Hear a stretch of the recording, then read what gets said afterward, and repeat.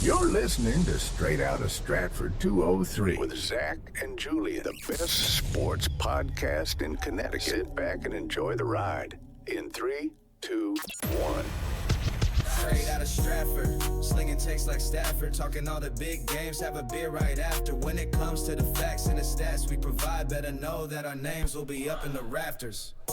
What is going on, guys? Welcome back to the Straight Outta Stratford podcast, episode number 39. Sorry for not being here last week, but we are officially back in the studio. I am Zach. I am Julian.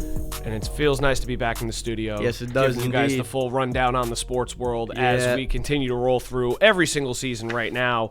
One season that's currently going on, and it's coming in very hot right now, is the MLB season. Yep. Just started a couple weeks ago. We are officially about 13, 12 games in, depending on what the teams are. Yankees are 12 games in. Mets are currently 13 games in. We're going to give a little rundown on how they've been doing over the past couple of weeks, especially since we didn't see you guys last week. But we'll start out with the New York Yankees, currently sitting at 8-4 on the season. I think a big theme that I've seen from them so far is the pitching has been extremely, extremely good, but it's the lack of consistent hitting from their power hitters. I mean, there has been two guys that have been consistently good. The other two, not so much. Yeah, not so much. I think I know who you're going to say, and I'm pretty sure that's Ben Rice and Giancarlo Stanton. I'm talking about pitching. Oh, well, pitching-wise, it's been Schlittler and Ryan Weathers. And Max Fried. I was going to say that, on the contrary, that the two people that are not doing very well are Chisholm and McMahon. Oh, well, yeah, we'll touch on them when we talk about pitching. But Stanton has kind of been hot. Yeah. Rice is just – I think he's going to have a big breakout year this year. Oh, no, I definitely think that he's a superstar in the making. We're watching it kind of unfold as of right now. I love Ben Rice. And there's no reason not to. I mean, you look at his stats over the first 11 games that he's played. Obviously, they have played 12 total, but he did get one rest day in those 12 games so far. So he's currently got 11 games played, sitting at 37 total at-bats with 12 hits. He's got a .324 batting average, 3 home runs, 11 RBIs. He's got a stolen base. He struck out 14 times, which is a little bit high. But you know what? When you're batting .324 and you lead the team in RBIs, I think it's fair to say you can afford to strike out a couple of times. Yeah. That makes sense. And then you have Stanton playing 11 games, batting 43 at-bats, 14 hits, .326 average, 1 home run, 7 RBIs, a stolen base. Which was shocking. I remembered watching that highlight the other night. That's the first stolen base he had since 2020. Against Cal Raleigh. Yeah. Even Bellinger didn't have a stolen base against him. He got thrown out on a perfect throw, and he's only struck out 11 times, too. I think he might have got one the next day. Well, he may have gotten one the next day, but I'm saying I remember watching the clip of Cal Raleigh's perfect throw to second base. I mean, it was on the money. Yeah, but the second day, I think Raleigh was still playing catcher. Yeah. He did get a stolen base on Raleigh, but that doesn't matter. You saw Judge get a stolen base, too. Yep. Well, I mean, Judge... The thing with him right now... He started off very slow. Yeah. And I think that he's finally, he's starting to get there. Yeah. He's got a ways to go. I mean, you try to compare him to all the other seasons that you've seen out of him, and that's why a lot of people could be a little harsh. Statistically speaking, he has always really started off slow. There hasn't really been a season where he just came back and continue to do what he did the prior year. Well, the only one you can argue is the 2023 season, but that's when he got hurt. I think I was going to say last year, though, too, because he started out batting almost like 500. That's why his batting average towards the end of the year was in the 300s. At the All-Star break, he was almost at 370. Well, no, he was batting last year he was kind of hot. Yeah. But what I mean is, the first week and a half, he was still kind of shaky. Yeah, I mean, he's batting .244, which it's not great, but it's also not terrible, not god awful. Like some names that we're actually going to bring up on here. Ryan you already McMahon. mentioned one, Ryan McMahon, .069 batting average through his 12 games, 29 at bats. He's only got 2 hits. He has 2 RBIs, but he doesn't have a home run. He doesn't have a stolen base, and he has 14 strikeouts as well. You want to know something that is very, very offsetting? The Yankees traded away a third base prospect to get what's his name? Some sort of pitcher from the Rockies in the offseason. I don't remember his name. Was it Jake Bird? No, they got him last year at the deadline. That's what I'm saying. It was a different pitcher from the Rockies during the offseason. Oh, maybe it was one of the ones that never panned. Well, I think he's in AAA. Well, that's my point. He's on the younger side, but he throws very hard, and I think he's like a Matt Blake pitching project. Mm-hmm. And they traded away T.J. Rumfield. And I believe T.J. Rumfield is having a very, very good start to the season. I saw this yesterday. And guess T.J. Rumfield 2026 season, if I go to MLB number 7, this season he has 43 at-bats, he's scored 6 runs, across the plate 6 times, has 14 hits. Wow. 2 home runs, 8 RBIs, and a .326 batting average. Wow, that's impressive, too. Because the Yankees could definitely use that because, like you mentioned and like I was kind of getting into, you got guys like Ryan McMahon. I know the Yankees made a big move to try and get him last year at the deadline, and he finished out the season okay. I wouldn't say anything too impressive, but he definitely benefited being in the position he was in with New York. Yeah. He contributed. They traded T.J. Rumfield for Angel Shavili. Oh, I remember that trade later on. Yeah, no, okay. Now I get that. In January. Yeah. And T.J. Rumfield is batting .326. Another thing. Guess how much money of McMahon's contract Colorado is paying? I would imagine less than 50% of it. Try less than 1%. Yeah. They're not paying at all. They're not paying a single dime on the contract. You have guys that are running the show for the New York Yankees that have no clue what they're doing. I think Brian Cashman has got to go. I know I hear a lot of Yankee fans say the same thing. So there must be some dirt on the Steinbrenners that Cashman has because why are you consistently looking at him putting together a roster, right? Granted, the defense is there for Ryan McMahon, and that's something that they lacked. Yep. But why are you going to put a guy out in the lineup every day who's great defensively, but when you need him to get a big hit in bases loaded 2 outs, he's going to strike out? You can get Anthony Volpe back. You need Ryan McMahon to go 2 for 4. Start Anthony Volpe at third. And get a RBI. He'll get you. Occasionally, he will give you 2 for 4 with an RBI. You need him to go 3 for 3, a home run. He'll give you maybe. Well, that's not what I meant. You need Ryan McMahon to go 2 for 4 with an RBI. Maybe he'll give you that. That's realistic. You need him to go 3 for 4 with a home run. He'll go 0 for 4 with 4 strikeouts. Yeah. Well, the thing is, I know Yankee fans were tough on a guy, and I know I was a little bit too, even though I'm not a Yankees fan. No, Joey Gallo was one too, but Anthony Volpe. I mean, Volpe batted in the low 200s, but at this point, it's like even he would be a better option than Ryan McMahon. Maybe not so much in the field because, again, Ryan McMahon in the field has been great for the Yankees to start the year. I mean, he's made a bunch of very good plays at third, so I'm just kind of surprised. I'm really surprised. I said this last year. Volpe's still young, and I said this over the summer too, I think. I don't hate Volpe as much as I talk down on him on the show. If he were to ever see this, I don't think that anything that I said could be taken seriously. I was just pissed off in the moment. It's emotion. It's emotion. But I was talking about this with one of my buddies last Friday. And I think that to start things off, if you look at his rookie season and his sophomore season, they weren't really that bad. No, they weren't. But I think that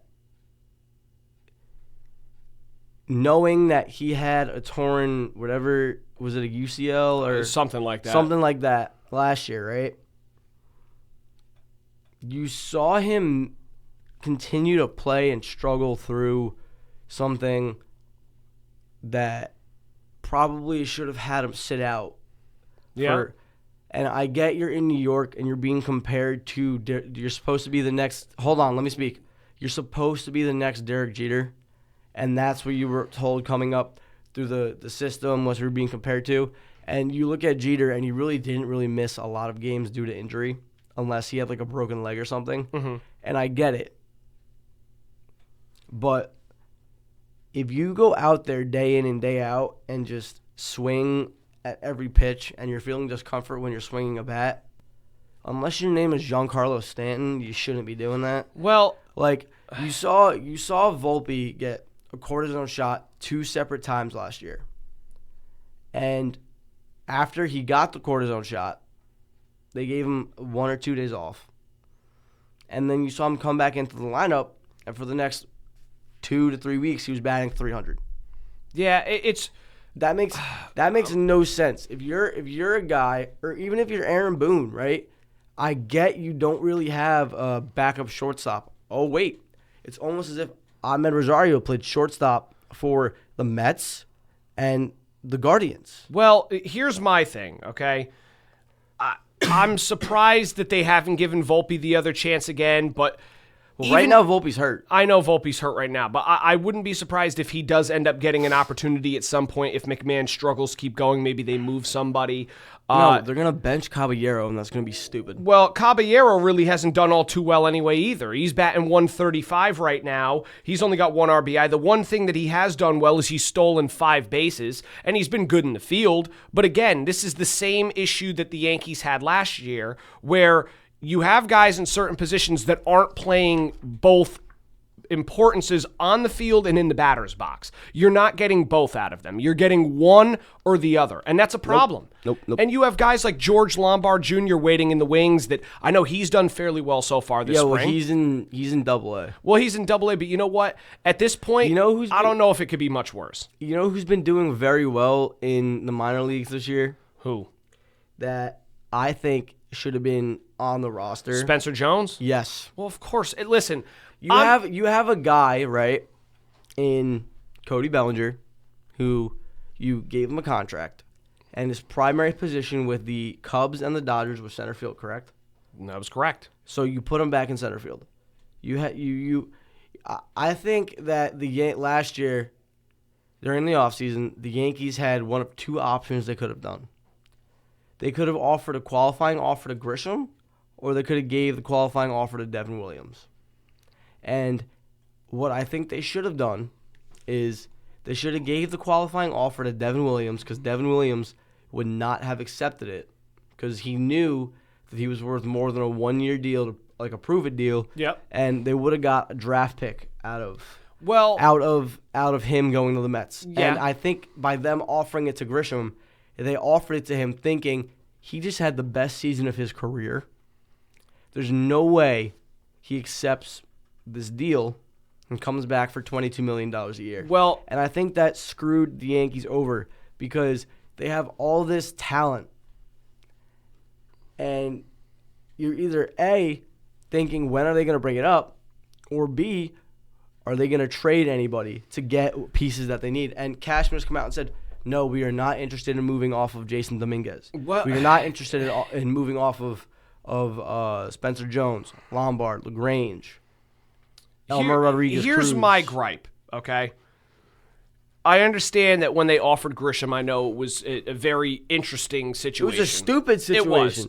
And it's been proven so far that it's not been effective. I mean, even Grisham is batting 162. My thing is, I don't have a problem with them offering Grisham. I have a problem with them thinking that he is an everyday outfielder for the Yankees. Not. He is not. He could be a guy that could slot in for somebody on a day off and probably come in and be decently effective, may get you a hit or a home run or make some decent plays in the field. But I'll tell you what, he is not an everyday starting outfielder. There's no reason why a guy like Dominguez or Spencer Jones should not be on the major league roster playing in the outfield at this point right now. You want to know why? You want to know why Dominguez isn't on the roster? Well, Dominguez is a little banged up, isn't he? No.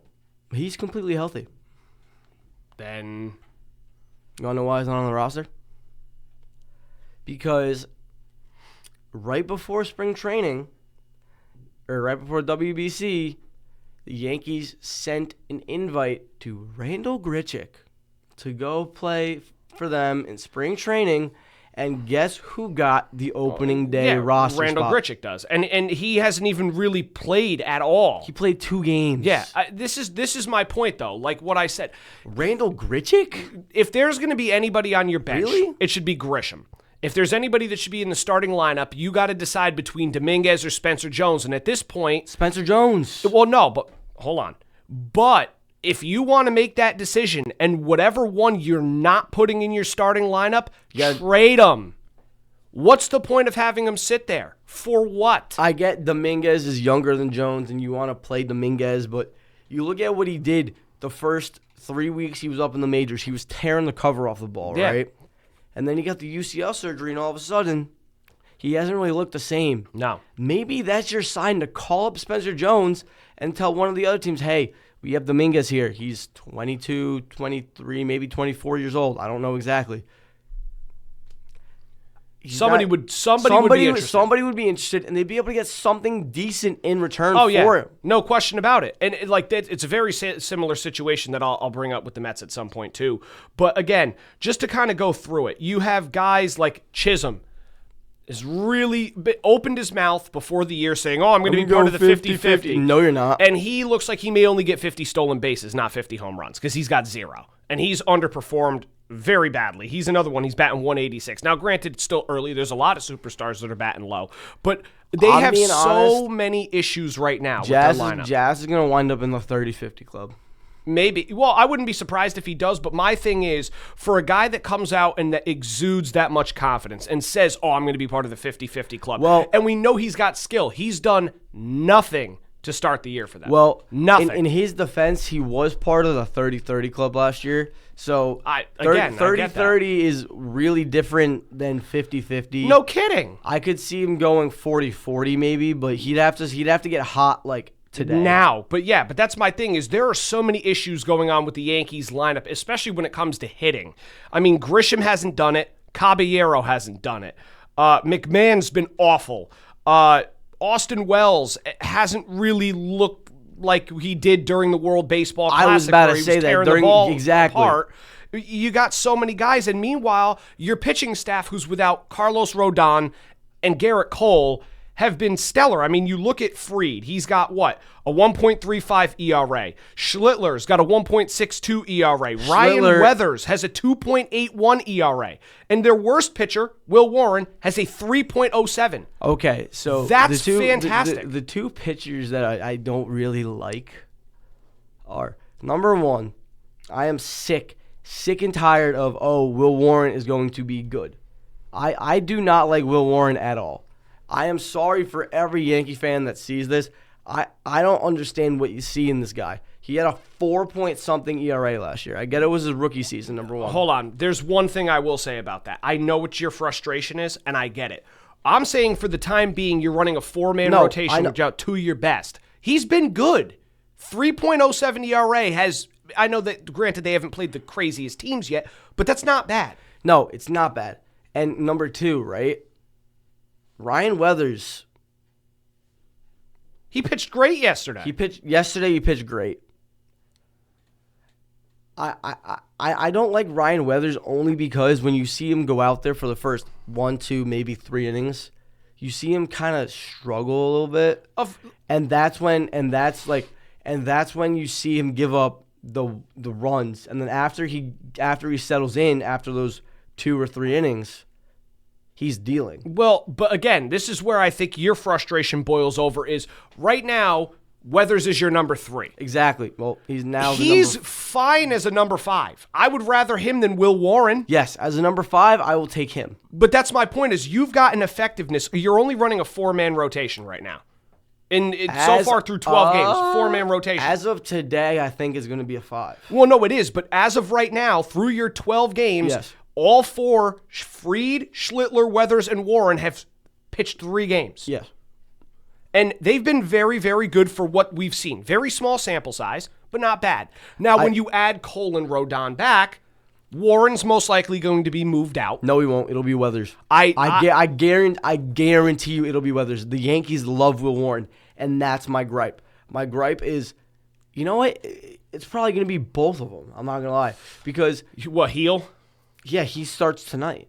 Oh, is he starting tonight? That's why I said as of today it's a 5-man Okay, rotation because well- I don't know if he's either starting tonight or Well, I then know both of them I know he is starting in this series. At least one game in Tampa he is starting. I'm pretty sure it's tonight. Well, that's the thing then. If Weathers... If Heel is starting tonight and he does well, Weathers and Warren are going to the bullpen. Most likely. Well, it's also going to wait and see until Cole and Rodon come back because I think they said May is most likely the timetable for both. Yes. So we shall see. But again, like I said, I feel still like the pitching's been very good for them. The bullpen hasn't been too bad. Look, listen, but you got to start getting If production. Cole from and some of your other guys. Rodon come back and they're on their stuff, Yankees might have one of the best rotations in the league. Yeah, well, it's not even just that, though. They'll have a great rotation, but if they want to start winning more games and distancing themselves from the rest of the pack of the AL East, which has struggled, surprisingly, a lot. All four teams, other than the Yankees. Only team I'm surprised that's struggling right now is Toronto. Well, Baltimore, I'm a little surprised, too, because I know they have a lot of young talent and added some veteran talent in the offseason. Yeah, Baltimore's a little surprising, too. But the other two, the Red Sox, have been awful. Roman Anthony, noodle arm. Yeah, no. But we won't even really get started on that. But again, you need to start seeing Noodle productions from some of your other guys. And at this point now, if guys like Caballero and Grisham and Wells and McMahon aren't stepping up, and you got a guy like Rosario who played great the other night, maybe you slot him in more. Wouldn't be surprised to see, well, I would be surprised to see it, but I would hope that the Yankees decide that they're either A, going to move somebody, or B, start calling some of the guys up because you're not getting the production you want out of them. Now, the Mets, on the other hand, this is more of my forte because I've watched a lot of their games so far this year. I've watched every Yankee game so far. I've watched almost every Mets game. I think there was one that I didn't watch, and it was because I think it was March Madness was on, and I was watching that. But the Mets are 7-6 to start the year. I mean, they start the season out. It looks like they're going to be a little bit more competitive than they were last year. And then the last two series that they've played, I don't know what the hell happened. I was working the other day at Cousins' bar, and they had the Mets game on. And usually when that stuff is on, I don't pay attention to it because I'm not really a Mets fan. But I have Perdomo on my fantasy baseball team, so I'm like, all right, you know what? It's a slow day in here. It's a Wednesday. It's cold. I'll sit and I'll as I'm working in the kitchen, I'm like, oh, the TV's right above. I'll just kind of tune in. Mets were getting shelled. Yeah, well, I think that was the David Peterson game. Which, that was again, the David Peterson game. Again, I'll get there because this is my big thing. One thing I do have to say is Corbin Carroll can move. Oh, Corbin Carroll is insane. Insanely fast. Corbin Carroll can move. Well, their whole team is fast too. Even Alec Thomas scored from first base on a triple last night, and he was flying. Alec Thomas, Corbin Carroll, Perdomo. Yep. Barrasso, who's very good for them, made a couple big catches in the outfield. Yeah, you know what other team has a lot of fast guys? The Brewers. The Brewers are also a pretty fast team. Well, the Brewers are always like that during the regular season, but the playoffs is a different story. But at least for the Mets, again, it's a similar story in the sense of they're lacking consistent hitting. The only difference is the starting pitching. Again, this was something that they were supposed to focus on during the offseason. Hasn't really panned out. Only one pitcher so far I can say that I've been thoroughly impressed. Well, two. One I've been thoroughly impressed with. The other one, it's expected. But Nolan McLean has been very, very good. Obviously, not really a surprise. Wow, big surprise. No, the one that shocked me is Clay Holmes. What? Clay Holmes, right now, through his 2 starts, has a 1.42 ERA. Give him another week or 3 weeks or maybe even a month and he'll be in the 4th. Hey, you know what, though? He was the same way during the World Baseball Classic. He got a lot of confidence built up. He's looked good. He's not dominating, striking people out, but he's effective. He gets outs. He locates the ball fairly well. He doesn't really have a great arsenal. I mean, some of his pitches are pretty good, but he's looked okay in his game so far, but I've been impressed with the fact that he's limited the amount of runs. That's something that he struggled with big time. But the other big reason why the Mets are struggling is because, again, very constant theme in this player. Francisco Lindor, for the first 2 months of the season every year, looks like he has no idea how to play baseball. And then later on, when the weather starts getting a little bit warmer, the guy turns into a phenomenal player. It's unbelievable. He's right now batting 157. He doesn't have a home run, doesn't have an RBI. He's been terrible. He's been making errors in the field. I know a lot of Mets fans are jumping on his case. Here's my thing. I know a lot of people, like I said, have been getting very upset with him.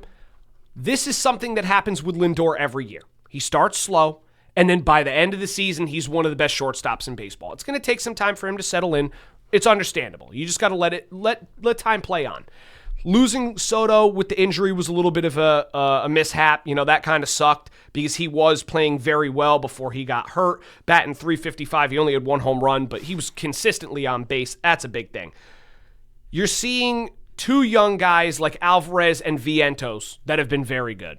Both of them that were batting just under 300. Actually, Vientos is above 300. Francisco Alvarez is just below 300. They've both been very good so far. Those are the 2 prospects that I always liked from years ago. Brett Beatty, on the other hand, not working out. He's finding his .273. You know what? Bad. Yeah, but the thing is, they don't know where to put him. They put him in right field the other night. He is not an outfielder. He should not be playing right field. The only reason why he did was because Soto was hurt, but he should not be there. He should not. Now, but through 12 games, there's a guy here who seemingly struggled the entire season last year, and you're seeing him put up numbers, and you're like, oh wow, he's like not bad, but he used to do this, but with the White Sox, but he hasn't really had. Okay, I'm gonna say this, and you could like stop me and correct me if you think I'm wrong. But I've not met a single White Sox fan, so I'm not going to apologize if any of them are watching. Do you agree? What? Like, I was going to say sorry for any Sox fans that are watching, but Luis Robert hasn't had a team to put effort forth and to for the last few years. No, you're not wrong. But I was going to say sorry, but I didn't. No, you don't have to. Because I haven't met a single White Sox fan. Well, it's not even that you haven't. But listen, anybody that is a White Sox fan will tell you the same thing. That is the place where careers, a lot of them, go to die in recent years. And Robert needed a change of scenery. So far, again, like you said, he's played in 12 games. He's batting .333 with 2 home runs. Only thing I will say is his defense could still be a little iffy. Yeah, it can be. You saw that the other day when Yep. He had the ball go into his glove and he ran into the wall and he dropped it. Well, hey, listen, at least he's not O'Neal Cruz in the outfield. So, he's not even O'Neal Cruz. Brian Reynolds the other day. Paul Skeens has had really bad support in the outfield, and I think he's gotten comfortable with pitching for Team USA. And his ERA, I saw something the other day where he has to pitch like 60-something scoreless innings consecutively for him to have a sub-ERA of 2 for the season. Well, it really depends. We'll see how that goes because again, there's still a lot of season. His ERA is gonna be fine. But right now it's like in like the 60s or something. Yeah, and it's just because of that Mets game and then one of his last outings. But the big thing I just want to round out with this is, like I said, the Mets let so many guys go and brought in so many new faces, and yet it's the same issues. Peralta on the mound, 4.80 ERA. He has not been good. He's been walking a lot of batters. The only thing I like that he's done is he finds ways to rack up the strikeouts, but he's still letting up too many base runners and too many runs. How has what's his face been doing? Who? Devin Williams. Devin Williams has been good. Luke Weaver was good up until last night, where he kind of blew the game. I wouldn't say he blew the game because McLean put the runners on, and then just a mishap. You're not going to be perfect the whole year. So I understand. I know a lot of people were getting on Luke Weaver's case about it. That was the first bad outing I think he's had the whole year, and it wasn't even that bad. Okay, it sucks. Jungle cat. It's worse with guys like Luis Garcia and Rick Lovelady or whatever his name is, Dick Lovelady. These guys suck.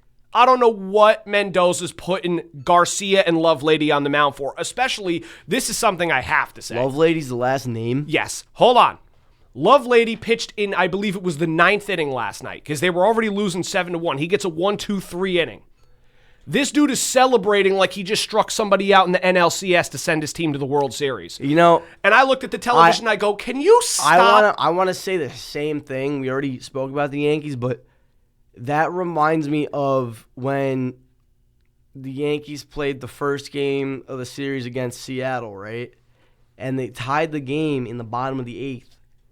And you're thinking, oh, well, Bednar was used 2 days prior, right? Where I think they only used Duvall for 1 inning or Fernando Cruz to get 1 out in the 8th. You're like, oh, well, who's Boone going to send in? Is he going to put Bednar in and see what he can do? This guy Boone has a big ball sack. Guess who we put on the mound? Who? Paul Blackburn. Oh, don't even say that name. Please don't. We're not even going to get into it. It was a tie game. Blackburn sucks. He was on the Mets last year, too. I know. He's terrible. I know. It was a tie game going into the 9th against the Mariners, who made the ALCS. Yeah. And you're going into a tie game, and I think Caballero made the last out. So you would have had a speedy guy on second, and instead of pulling somebody out of your bullpen who is somewhat competent, you're like, you know who I'm going to get up? Paul Blackburn. You know how mad that made me? Oh, trust me, I'd seen it enough for the Mets too. But again, Williams has been good for the Mets so far. I've liked Devin Williams a lot so far. He's proved me wrong. Weaver's been okay. There are about 3 players right now that I'm starting to get sick and tired of watching. One of them is David Peterson.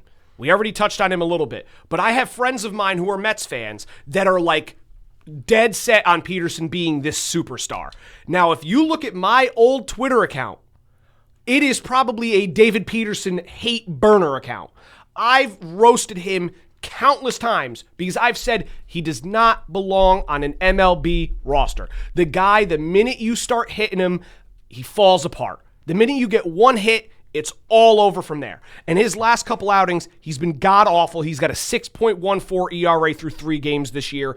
If this is what he's going to look like again, this better not be the lefty in your rotation. I'm sick of watching him right now. Yeah, big time. I saw the graphic that they had. They put up last season for when he was pitching on Wednesday. Last season before the All-Star break, it said he had like a 2-something ERA. Yeah. And then like after he had like a 6 or whatever. And I'm just sitting there like it's him. Another one which I don't say like I'm sick of watching him is in like I don't believe in him. No. Well, he's another one too, but there's one player that is, I feel, just not ready yet, and that's Carson Bench. I liked him a lot. I still think that he's got a lot of talent, and he's going to reach a certain level at some point in his career. He's very young, but he's only batting 108. He has 4 hits in 40 at-bats. Let the kid go and get some reps in AAA. You're not winning anyway. You're getting good play from Jared Young, which is shocking. Another like DJ Stewart type player where no one knows where he came from, but he'll show up every once in a while and play decent. Let Benj go to AAA and just get some hacks in. I mean, it's painful to watch right now. He's got speed, and I like the kid's attitude. He's not ready yet. And then the other one, which drives me absolutely nuts, is Jorge Polanco. I know, granted, you look at his stats and he's batting 200, but this is the guy that they said is going to replace Pete Alonso. And he's got no home runs. He's got 1 RBI. He barely gets on base, and now they're sitting him. It's like, I have a guy you could have got as a replacement for Pete Alonso, and it would have pissed me off. Yeah, Pete Alonso. You should have never let him go anyway. Yeah, you shouldn't have let him go. Number 1, number 2. Could have put. Well, then again, his natural position isn't first base, but you guys could have went out and you could have got Cody Bellinger. We could have. But here's my final thing before we kind of move on. When you see guys, now granted, I've told you this before too. Also, McNeil I did not want back. I didn't. But when you see guys like Nimmo and Alonso leaving and they're going to other teams and absolutely tearing it up to start. And Marte. Well, Marte, I didn't really care. He was getting older anyway. But especially Nimmo and Alonso. They're 2 homegrown guys that have been there. You let them go and you bring in these guys that are supposed to, like Moneyball style, replace them. Oh, well, we need 40 home runs, so let's get 3 players to get 40 home. This is part of the reason why this team has no direction, because they should have never let those guys go, and now they're punching themselves going, why did we let him go? And you bring in guys like Bichette. Now, granted, again, it's still early. Bichette hasn't really been good. Semien has not really been good. He started to turn it up a little bit over the past couple days. Still not good. Polanco, Again, still not good. Even Brett Beatty, like I don't understand now where the process went. Here's the thing about the Mets, right? I saw they were running a promotion. Forget the promotion. No, they were giving away free tickets. I don't want them. And what I find hilarious is that Steve Cohen went out on Twitter and said, guess the percentage of no-shows of people who won the free tickets in the giveaway we were doing. It was like 58%. Yeah, it was 58%. If you are a professional sports team and you are giving away tickets to people saying, "Hey, you don't have to pay to enter our stadium. You just come and watch the game. If you don't buy food, if you don't buy drinks, we don't care. Just come watch the game, have a good time." And people say no. 58% of the people who you give the tickets to are like, "Yeah, I'd rather watch the game somewhere else, or I'd rather not watch it at all." And that doesn't raise a concern for you. He don't care. He don't care. I've told you this. Can you let me finish? Yes, I know, but he just doesn't care. I know he doesn't care. But if that doesn't raise a concern for your franchise or how your team is being run or what's happening, then you shouldn't be in charge of the team. It's that simple. I get you own the team. I get your whole stick is, I have a lot of money. You don't really spend it. You spent the $700 million to get Soto, and you've given Bichette $42 a year. Other than that, I'm not gonna lie, Steve Cohen, you probably could have gave Alonso what he wanted. I want to put a dent in your pocket. No, it would not have. And this is why the three stooges of the New York Mets right now are Mendoza, Stearns, and Cohen. It's just very poor management from top to bottom. The same thing about the Yankees. I know you got Boone, Cashman, and Steinbrenner. Yeah. I know. You could say the New York is just an absolute mess. But at least the Yankees are finding ways to win ball games. The Mets right now are not fun to watch. I can understand why fans are getting tickets for free and still not going. I would too. So hopefully they turn it around, but at least Vientos has been decent, and you got some other guys like Robert and Alvarez that have been okay. Soto will most likely come back and do well, and you figure that Lindor will somewhat figure it out. But the pitching's got to be better. They've got to be more consistent. They got to stop with the BS of putting Brett Beatty in the outfield or letting Carson Bench play. Figure something else out, because this is just, it's annoying. Now at least we'll go very quickly through just NBA and NHL kind of stuff, because we're going to kind of wait until the playoffs really kick off. Right now, it's just the final seeding is really starting to set in. Like I said, for the NBA at least, OKC gets the number one seed in the entire NBA. Detroit's already locked down the number one seed of the NBA Eastern Conference. Then you got like San Antonio, who's locked in at the 2. Boston, New York, and Cleveland in the East are all battling for the 2, 3, and 4 spots. Toronto and Atlanta right now battling. All the play-in teams between Orlando, Philly, and Charlotte are actually all potentially able to win the 5 seed, depending on how the last 2 games go over the next couple of days. Miami's the only team right now. They're locked in at either the 8, 9, or 10, depending on what happens with the other teams. Same thing with the NBA on the Western side. Denver, the Lakers, and the Houston Rockets are all battling for the 3 and 5 because the 1 and 2 are already set. Minnesota's locked in the 6th seed. Then obviously the bottom 7, 8, 9, and 10. It looks like Phoenix is the 7, Golden State's the 10, and then either the Clippers or Portland, depending on how their last few games go, could flip-flop. We're going to wait more for those matchups to settle in, where we'll kind of maybe do like a bracket thing and we'll make some predictions. But obviously, we only got 2 games left, I believe. Most games left, I think, is 3, but for the most part, it's 2 games left, and then you have the NBA playoffs starting. That should be fun. Yeah, it should be very fun. I know it's going to be a very interesting to see what 2 teams make it to the finals. I know me and Mike talked about it. I genuinely think San Antonio is going to make a run this year. They've been one of the best teams in the NBA the second half of the season. It all depends on if they rush Wemby back into it, because I know right now he's currently not. Well, yeah, he's got a bruised rib. He's got a bruised rib, and I feel like, he's. Trust me, they probably aren't playing. It's a bruised rib, but when you look at, if it was any other player, right? Yep. With that, because you look at Wemby and his size, right? Mm-hmm. He's not as built. No. As any other player in the league. His advantage is height. Yes, it is. And he might be the same weight as maybe, or close to the same weight Chet Holmgren? as Chet Holmgren, or maybe not even that, or maybe I'm saying like maybe like as like Brunson or as a guard but because he's so tall, that doesn't really matter. He could be LeBron's weight and be that height. It wouldn't matter because he would probably have to weigh around like Shaq's weight in order for him to or Jokic. Or Jokic.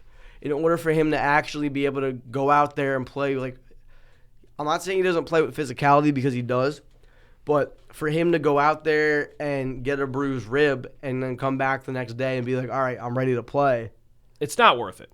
It's not only is it not worth it, but for him, he's more fragile than other players because he's like taller and like almost kind of sort of made out of glass in a way. Well, yeah, but again, I just think that their team is very well developed. They're most likely not going to start him the last two games, and they shouldn't. They have De'Aaron Fox. They got Stephon Castle.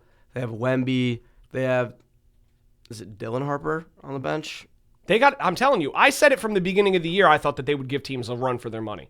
And they've given OKC a tough time this year. So, again, I think that they could be in the mix. I think Detroit, Boston, and New York are going to be one of the three teams to make it out of the East. I know we've talked about that before. Cleveland going. Cleveland always finds a way to mess it up. Cleveland will find a way to mess it up later on. No, but they got playoff Harden.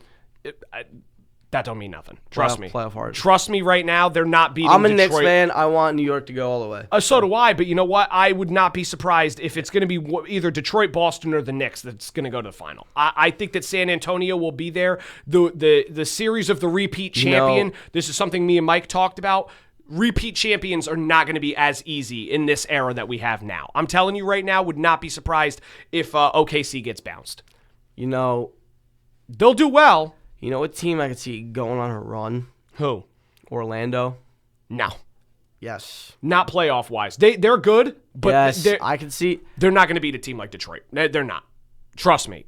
Listen, I get where you're coming from with it because they do have a very well-built lineup. I just do not see them hanging with Detroit in a 7-game series. Or Boston. I don't. Boston, no. Detroit, maybe. No. I don't even see them really hanging with the Knicks either, depending on what Knicks team you get. Well, they almost got eliminated by the Knicks. Almost got eliminated by the Magic last year. I know, but I think that the Knicks are a better organization this year than they were last year. They still have their problems that they need to iron out, but yeah, those I think it's 2 and 3 Deuce teams. McBride is he out for the playoffs? No, Deuce McBride's been playing. Because I know he came back and then he left the game early. Yeah, his minutes have been numbered and limited a little bit, and it makes sense because they don't want to rush him either because he's been very effective for them this year. So I don't blame him, but again, I think that it's still going to be very interesting to see where the seeding ends up because based off the last 2 games, you could see some shifting. And that'll really determine the matchups and who's going to play against who. I think that some teams may have advantages over others, so it's really going to depend on matchups, but we'll see how that goes. Same thing with the NHL. The only thing is now you have Colorado, who clinched the President's Trophy last night with their win. Dallas and Minnesota are already in the playoffs. On the Western side, Utah just punched their ticket to the playoffs for their first time in franchise history. They are, underneath the Utah Mammoth name, it's their first time in the NHL playoffs. They clinched last night. On the Eastern side, you have Carolina and Pittsburgh who've already clinched. Buffalo, Montreal, and Tampa Bay have already clinched. But there's a couple big matchups over the next couple of nights that's really going to determine those last few seeds. You have teams like Philadelphia, who's in the mix right now, Boston, Ottawa. Then you have Detroit, the Islanders, the Columbus Blue Jackets, and Washington are all fighting for the final 3 spots to clinch a playoff spot, so that should be really interesting. On top of the fact of the Western Conference, basically there's only 3 teams that have clinched. Everybody else is still eligible to somehow make the playoff, which is crazy to me, and Utah as well. But you have Edmonton, Vegas, Anaheim, the Kings, the Nashville Predators, Winnipeg, San Jose, St. Louis, and Seattle can all potentially make the playoffs, which is crazy. So over the next 3 games, you could see a lot of teams shifting up and down in the rankings. So I think there's only one playoff series that's been set in stone as of right now. But other than that, it's going to be an absolute dogfight to the finish. Yeah. It'll be really I'd be very curious to see which teams get the bump out and which teams get bumped up in the next couple. I personally think that the Islanders are going to find a way to somehow make the playoffs this year, even as I'm wearing a Rangers shirt saying it. I think that they're going to find a way to do it. I also would not be surprised to see Philadelphia hang on. I mean, they're holding on by a thread right now, but it could be close.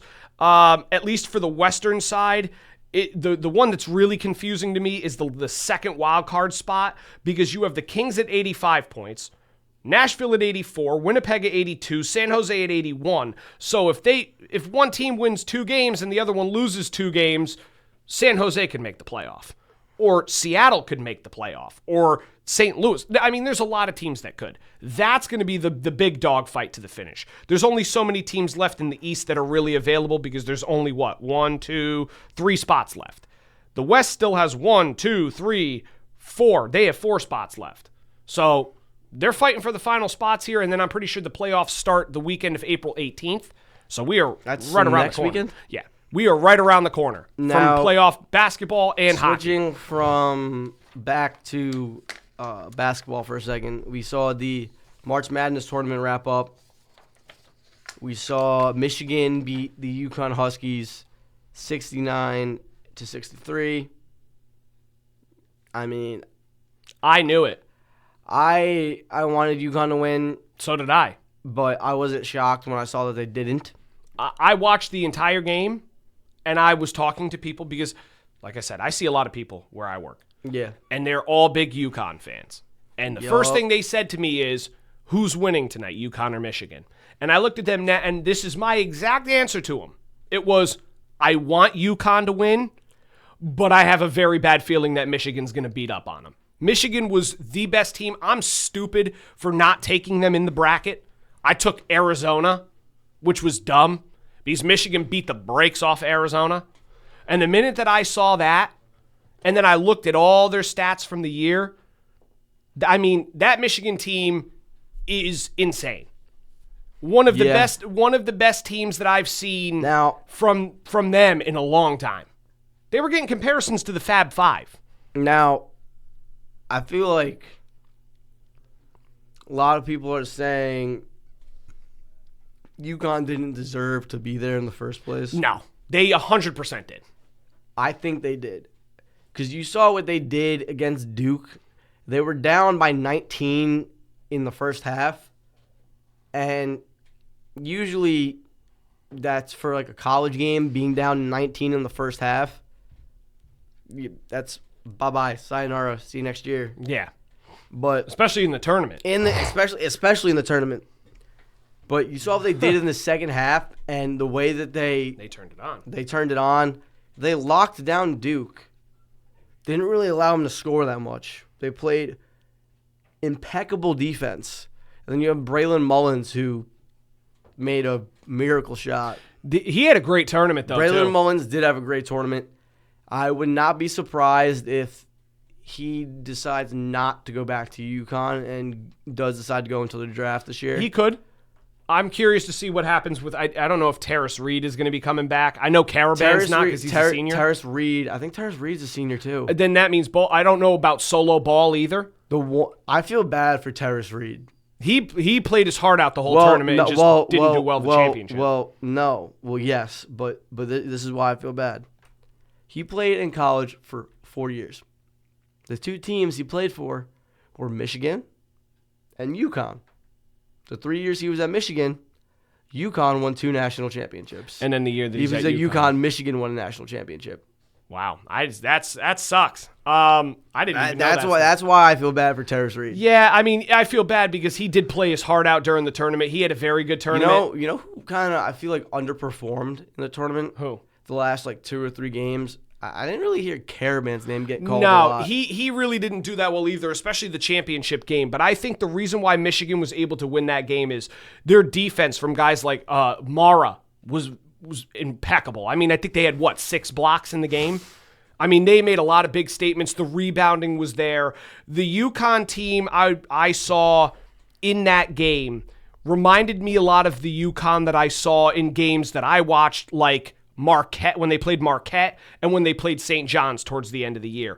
They turned the ball over a lot. They weren't really hitting their shots. They were getting out rebounded. The physicality was definitely on Michigan's side. They were down 7 with like 50 seconds left, and they weren't hustling. Yeah, and it's just, again, I thought Michigan was going to pull away even more. I was telling people Michigan was going to win by double-digit points because Michigan, again, was very physical. I know UConn kept it close, like at half. They were down by like 3, and then all of a sudden... Yeah, Michigan started pulling away. They brought it to like an 11-point lead, and then UConn brought it back down to like a 6-point game, but it's not...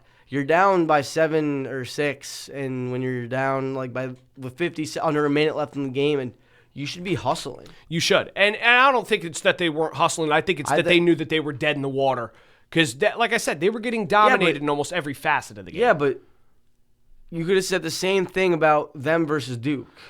They were getting dominated in almost every facet of the game, right?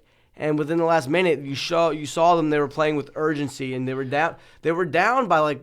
Not 7 or 6, but they were down by like 5 with like 30 seconds, and they were hustling, and they were doing what they had to do. You know why? I'll tell you why. Because Duke is very finesse. Duke's always been finesse basketball. They do have some physicality, but they were majority finesse. Michigan is just physicality. Michigan was tenacity and physicality the entire tournament. I mean, from top to bottom, all of their starters and depth guys that you saw playing are super talented, and they're strong, they're quick, they're not afraid to get down and dirty in the paint. They were playing a very strong and physical game. That's what Michigan did the entire season, especially if you look at their playoff run.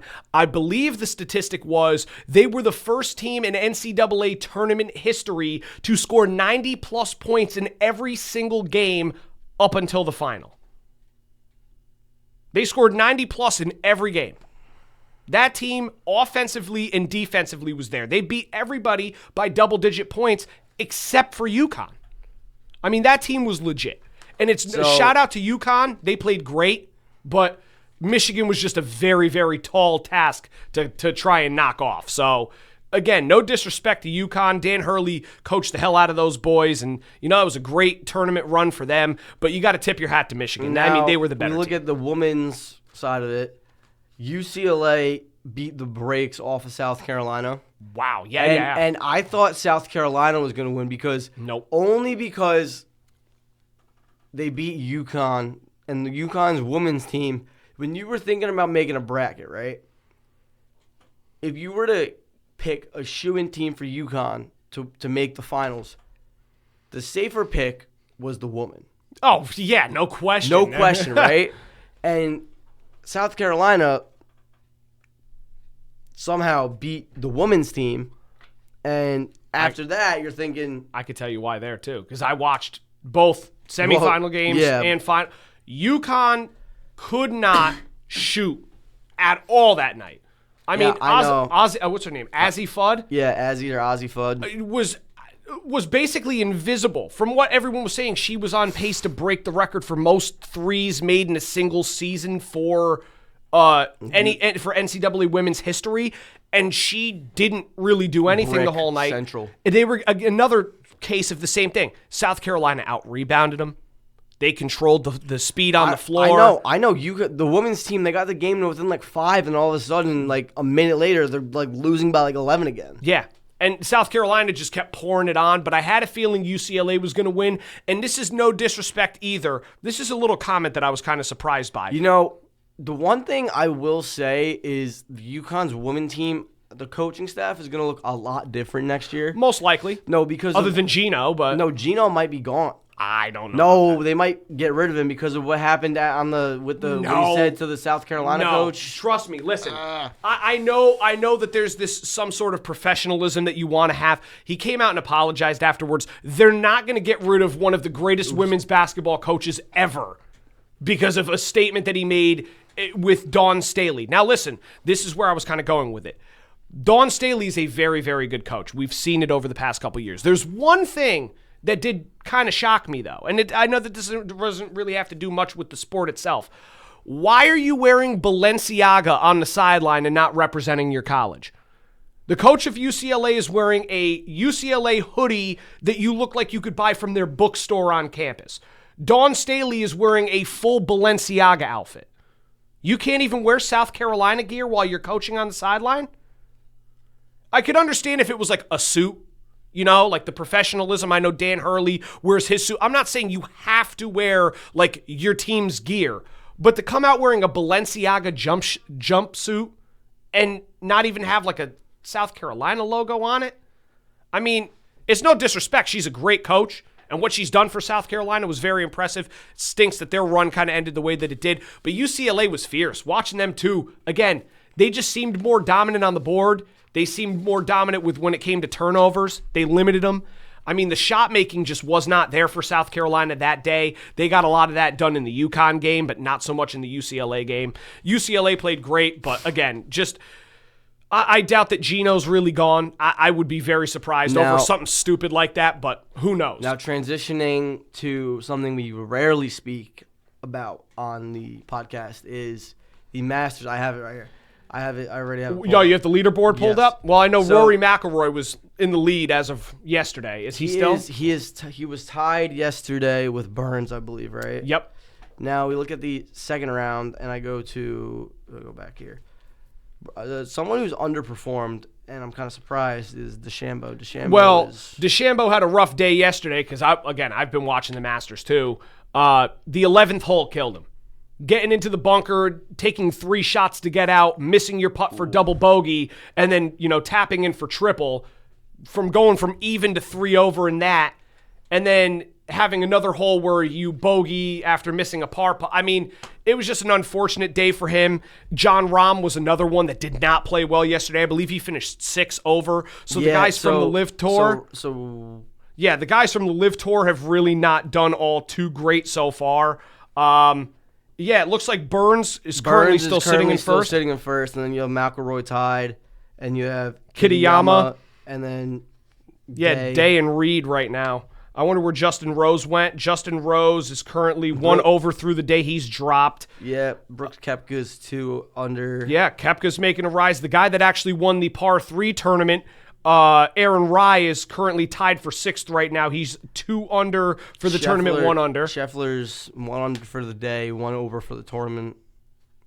Is he? Yeah. I don't even see his name on here. He's 12th. He's on hole 4. He's doing all right. Spieth is starting to make his way up again, too. Schauffele's playing well. Another one I think that has a very good shot, too, is very sneaky, Shane Lowry. Lowry's been very, very good over the past couple of weeks. So seeing him kind of play the way that he did yesterday, he finished 2 under. Justin Thomas has played well, too. He's 1 over for the tournament, 1 over for the day. I wouldn't be surprised to see another big day out of Fleetwood, too. I think Fleetwood kind of, finished off a little rough, but he played fairly well to start yesterday and then kind of tailed off a little bit towards the end. That's rough. Yeah, I'm curious to see, because right now, if the cut was to take place as of right now, John Rahm is currently... Morikawa went +2 yesterday. Yeah, Morikawa did not do it. Spawn is 5 over as of... Oh, wow, he's 3 over today. Good Lord. He's on pace to not make the cut. DeChambeau actually tees off at 120 today. He's 4 over, so he's looking like he's not going to make the cut either unless he can, bounce back and have a couple good days. But you know what? There's still a lot of days left. We're only on day 2. There's a reason why they play 4 days of golf.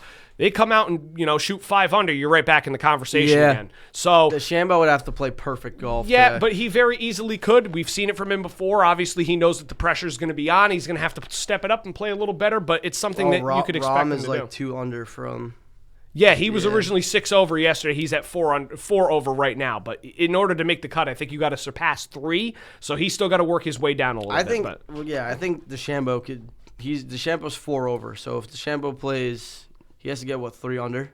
No, he's gonna have to step it up. His goal is to at least get 1 under today. He's got to at least go under today. He cannot finish over par. So or even par. He's gonna have to do a little bit better. So we'll see how that's gonna go. But yeah, no, it should be an interesting tournament. I know I'm excited to watch the last couple of days of the Masters as well. Something that I know we've very rarely talked about on the podcast, but obviously had to bring it up. It's one of the world's most electric sports tournaments. Obviously, if you do not watch golf or you do not play golf, it's fun to watch. They didn't start yet? What? Or no, they did start. Well, yet. there's a couple groups that have teed off, but there's a couple that still need to go. I really am hoping, Scotty makes a run and Justin Rose makes a run. Obviously, Bryson works his way back. So we shall see, but obviously very fun to watch the Masters. Last two things we're really going to touch on is in the NFL. Obviously, not much news going on there during the offseason. We're still going to kind of wait up until the draft. There is one big thing I know that he wanted to talk about, but we're going to try and go quick. The Texans exercised fifth-year options with two players, and that was C.J. Stroud and Will Anderson Jr.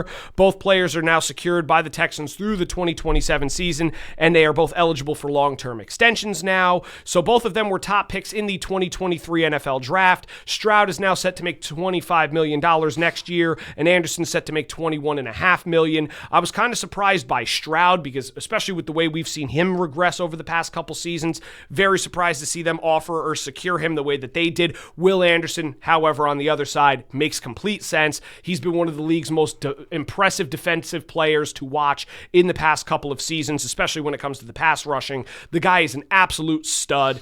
Has helped make the Texans' defense as effective and powerful as it is. There's a reason why they were one of the best in the league last year. So he's definitely going to get a long-term extension. I think this one's going to be the most likely the prove-it year for C.J. Stroud, but Will Anderson has nothing really left to prove. Now. But the one we're going to talk about is Mr. Dexter Lawrence. Defensive tackle from the New York Giants has officially requested a trade. Now, I know you're probably wondering why. No, I get it. He wants a new contract. Correct. It's not that he wants out. He wants out, but he wants a new contract. But what I don't understand, right? He's 28 years old. There's no more guaranteed money on his contract. That's probably why he's doing it. Oh, 100%. That's why he's doing it. He's doing it. He's still getting paid at like the 20-something a year for the next 2 years. Mm-hmm. There's no more guaranteed money on your contract. That sucks. I get it. That sucks, right? But that shows that by you saying, oh, you want to trade and doing all this just for a new contract, does that really show that you I guess yes, I'm not saying he doesn't want to be part of the Giants. Well, apparently he got his Giants tattoo removed. That I don't know. No, I saw a picture last night. Apparently he got it removed. But that could be fake. I don't know. It's gone. But what makes no sense to me, right, is you are on a Giants team for they drafted him the year they traded Odell to the Browns. Mm-hmm. You've been on the team since 2018. You've had several bad years. You've had one good year where you made the playoffs. And then all of a sudden, you go into an off season where all of a sudden you hire a good head coach. Your team is making all the right moves and is leading towards going into the right direction, and you come out and say you want to leave? No, listen. Well, not saying that he wants to leave. I'm not saying he wants to get traded, but you're going into a season finally looking like a team that could win football games, and you're saying he's not physically saying he wants to leave, but by saying he wants to get traded is him saying to the Giants, I want out. I don't understand why you would sit through several years of a disgusting football team that I suffered and watched every Sunday for 16 or 17 games throughout the season. There were defenses that were really bad. There were defenses that were really good. All of a sudden, you put up half a sack last year, and your value, number one, isn't even there. I would say it's there, but you underperformed last year. You had half a sack. You had a lot of pressures, but you had half a sack. You're not going to get the kind of money you want. Yeah. Number one. Number two, you're asking to get traded. And then you have your head coach go out and say, you know what? Nobody is not tradable. So Harbaugh's the guy that would give Dexter Lawrence away. Well, it's more so about Kayvon Thibodeau. I know they've been talking about. I expect Thibodeau to get moved. I would too. But the one thing I don't want the Giants to do is take at 5. The Giants have the top 5 pick, right? They have number 5. if they move Dexter Lawrence, unless they get a star-studded player in return for him, I expect them to get a pick within the top 10 for this year. No, you know what I think is going to happen, to be honest with you? I would love to see them send Dexter Lawrence to Jacksonville. And get a pick for it? Well, not a pick. Hold on. You know what I think could happen? Is where the Giants have what pick this year? 5. I think that depending on the Lawrence and Thibodeau situation, they are going to try and get a guy like an Arvell Reese or a Sonny Styles in the draft to replace him. Yeah, I think the one thing they're lacking on offense is another receiver because you have Neighbors as your one. And I do think that this will also happen eventually, probably after the draft. I do think Odell is coming back. But he's not going to be... He's got to be your number 3. He cannot be your number 2. Slayton sucks. Yes, he does. And he's injured a lot. Jalen Hyatt sucks. Jalen Hyatt just has not been given the opportunity. Jalen Hyatt, I am sorry if you are watching this, and if you are watching this, that's amazing because that means we're getting places. Number 1. Yeah. Number 2, if Odell comes back, you have to give him 13. You don't make him pay for it. You just have to give him the number. Yeah, he probably will, but he'll probably end up paying for it. If you cause a whole stink I want number 13, if Odell comes back and is like, I would just cut him. Unless Odell comes back and says, I want to wear number 3 because I wore 3 at LSU, and he approaches you and is like, hey, let me have number 13, and you're like, no. You know how many people are going to hate you? There's already a lot of people that hate him. Okay? I know, but you know how worse it's going to get? Because right now you have Giants fans that hate you. Odell is like a receiver in the league that people from other teams love. I've heard exactly. Well, he played for the Rams, so he helped us win a Super Bowl. You really don't count. You do count. No. No, but you count. But for my point right now, he played for the Rams. He helped you win a Super Bowl. You have a reason to like him. Yes, I do. But what I'm saying is, you have people from I've known Jets fans that love Odell, Cowboys fans that love Odell. What I'm saying is, teams that Odell hasn't played for. And they just love Odell. So he's one of those guys that if he goes back to the Giants, which a lot of people want to see happen, and he's been talking to Harbaugh, and Harbaugh loves him, it's probably most likely going to happen.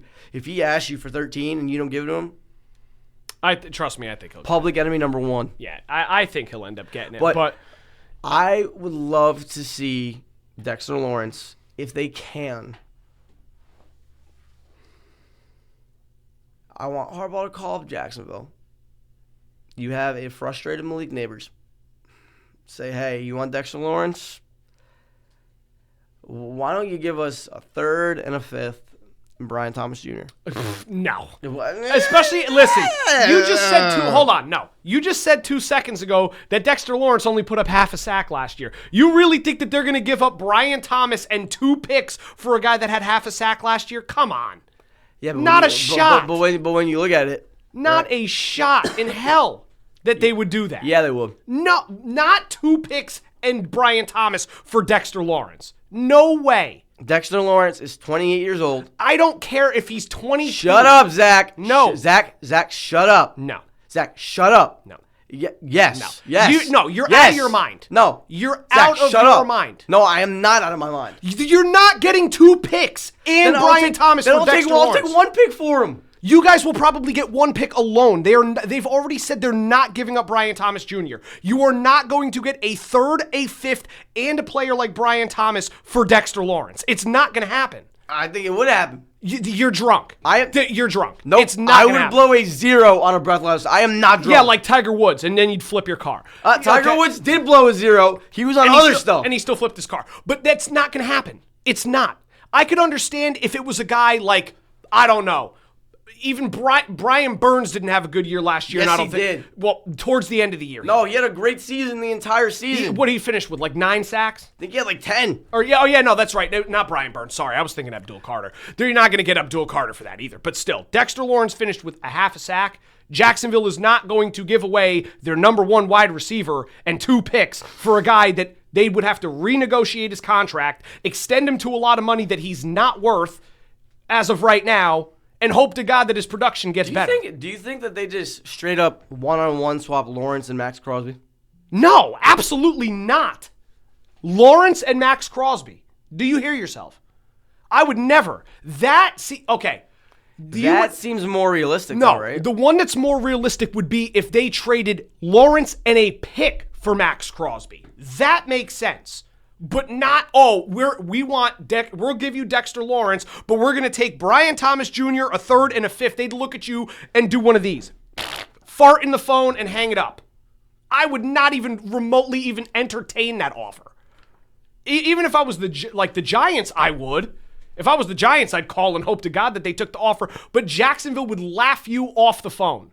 They're not going to give away Brian Thomas Jr. as well as 2 picks for a guy that finished with half a sack last season that's currently going to be a free agent most likely at the end of next year.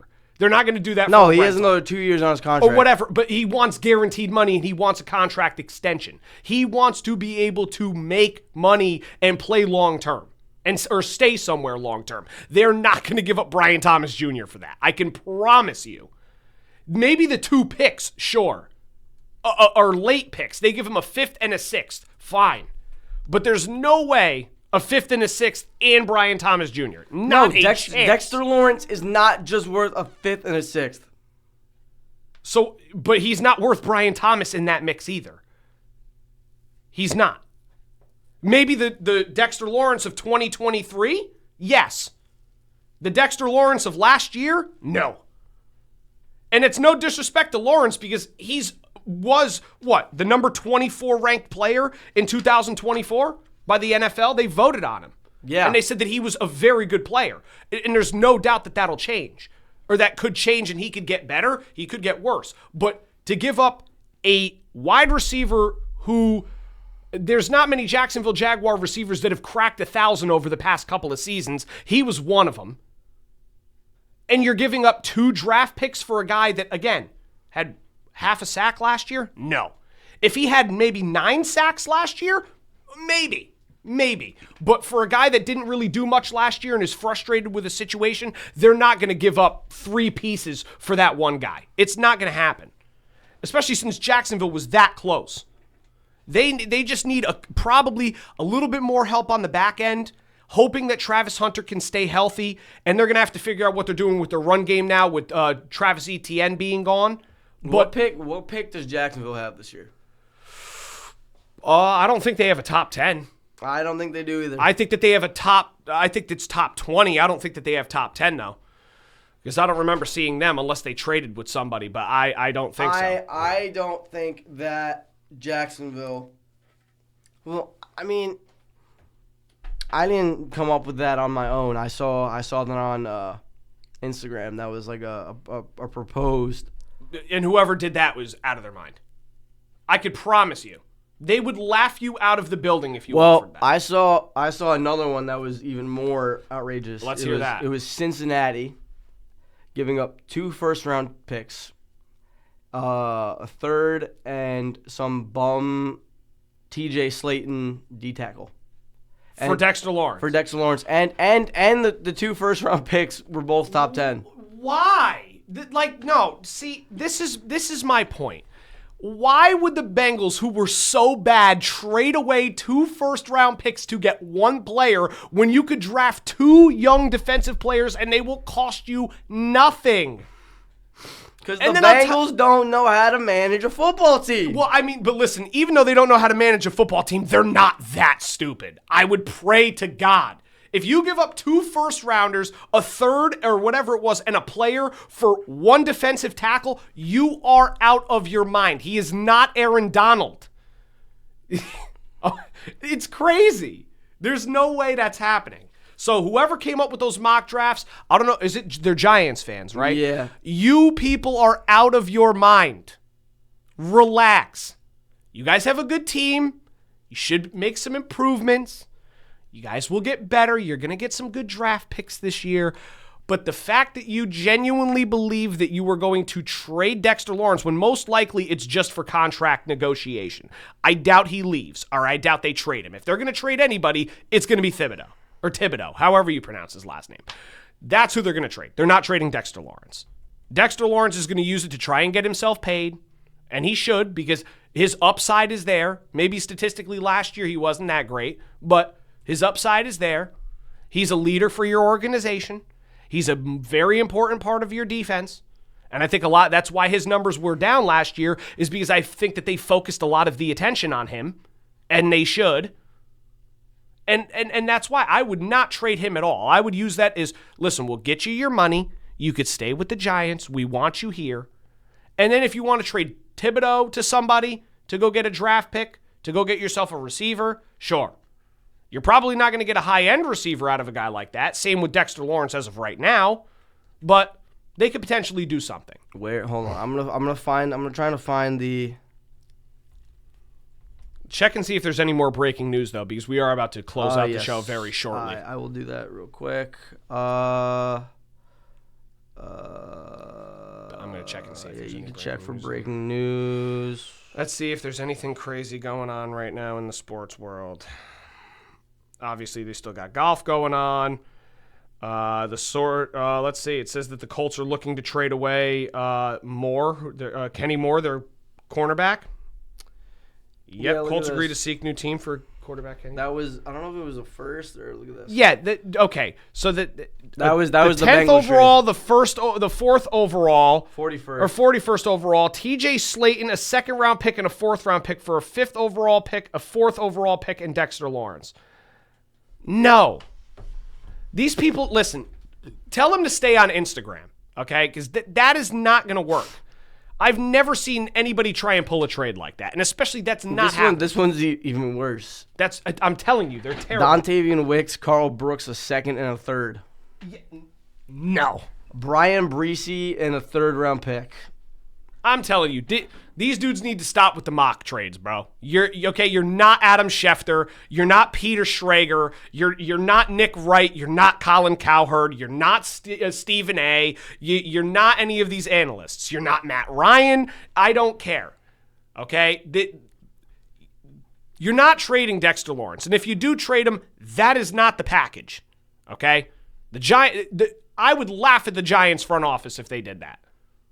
No, well, actually, no. The one that you proposed, I would laugh at Jacksonville's front office if they did that. The Giants, it would be brilliant, but Jacksonville, it's not happening. Okay, it looks like the Heat waived Terry Rozier. It's about time. Not a surprise. It doesn't really look like much else is really going on right now.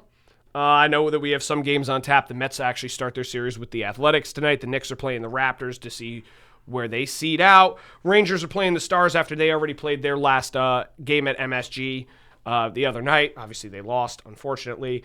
But yeah, it pretty much looks like that's all we are going to have for that part. Obviously, we will focus more on some one other more stuff. thing we're going to talk about is that we do have a Patreon now. That is correct. We are officially now on Patreon. So if you guys want to check that out, we will have the links and stuff in our bio that we have for all of our social media pages, as well as all of our actual channels that you have. Granted, we have, YouTube and Spotify, Apple Music, iHeartRadio, Patreon, you name it, we got the accounts for it now. Yep. So check us out on any of those websites, any of those pages. You could see any of our episodes, as well as you could see some of our snippets, but definitely something to keep in mind. That being said, thank you guys for tuning in to episode number 39 of the Straight Outta Stratford podcast. I'm your host, Zach. And I'm Julian. And we will see you guys next week. All right. Peace.